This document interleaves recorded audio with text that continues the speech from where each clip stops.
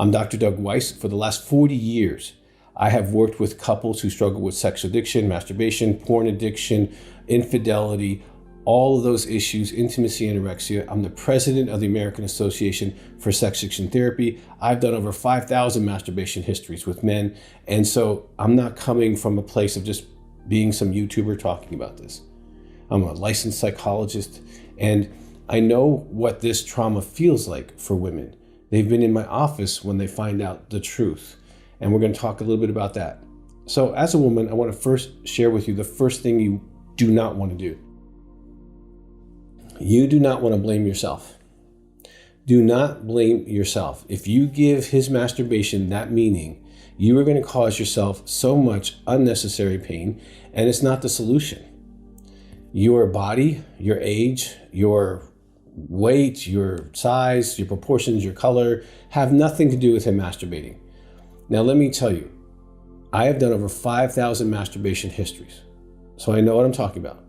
Most men start masturbating at age 12, 13, 14. You were not there. Your marriage was not there. Your body was not there. Now, what happens when they masturbate, and this is what they don't know, is that they get these highest level of endogenous opiates, hits the prefrontal cortex of their brain, and whatever they're looking at or fantasizing about, they literally glue to, hunger for, and crave. Because your brain cannot distinguish between fantasy and reality. And so what happens is they create a ring the bell, feed the dog response to an object world. I call her boo-boo mommy. Sometimes she's big busted, sometimes she's skinny, sometimes she's a different color, sometimes she, has all kinds of ideas, and they attach to this. And oftentimes they bring this, they absolutely bring this attachment into their marriage. And what they've got good at as a teenager and young man is object relationship sex. And so like if he's closing his eyes a lot during sex, and we'll get to that much later, but he probably is disconnecting in an object world and you feel alone during sex. Well, it's the same thing. So when he's masturbating, it's not about you or your body, your house being clean, the kids, the dogs, the neighbors, politics, religion, nothing.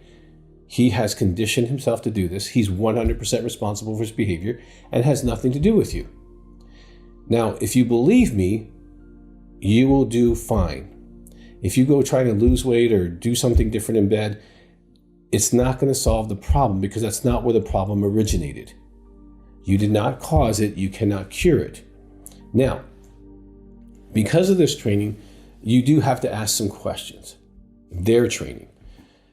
Go through and ask them about their frequency of masturbation, teen years, 20s, 30s, 40s, and even recently.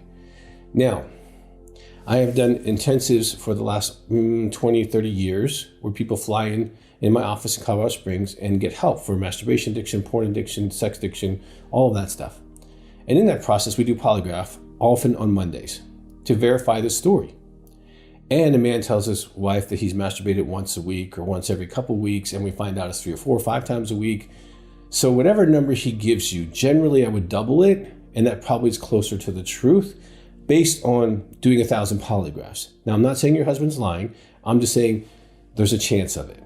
So if you want to know the truth, of course, you can do a polygraph and you can verify that. The frequency is an issue because if he's consistently doing this, then he is attaching to something other than you. Even if it's a fantasy about you, he's fantasizing about you in a much more amorous state than you probably normally exist. And so then it really gets conflicting when he's making love to you and you're you instead of the amorous you. So that can be helpful as far as clarifying the frequency, but the frequency lends us to another question.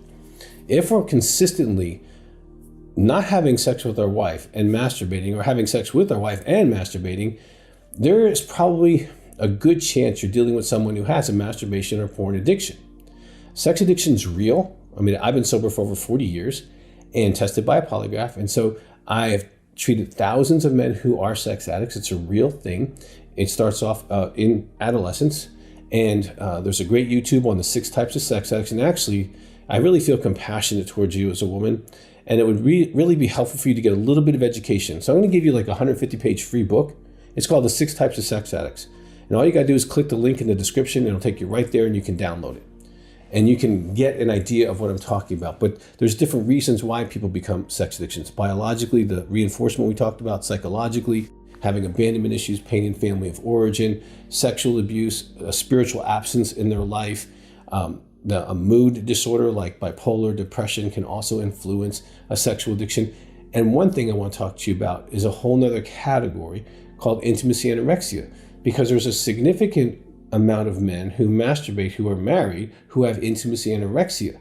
And I need to explain that. And there's lots of videos on that. You can go to intimacyanorexia.com. You can go all over YouTube. You'll find me explaining intimacy anorexia in so many different formats. So intimacy anorexia is the active withholding of spiritual, emotional, and sexual intimacy from your spouse. Now, that doesn't mean they're withholding from themselves. Here's the characteristics. They're too busy for you. They blame you for all the problems in the relationships. You almost never hear, I'm sorry, I'm wrong. They withhold love, especially the way you like to be loved. They withhold praise. They withhold spiritually. They withhold emotionally. They're unwilling or unable to share their feelings. They limit or withhold sex.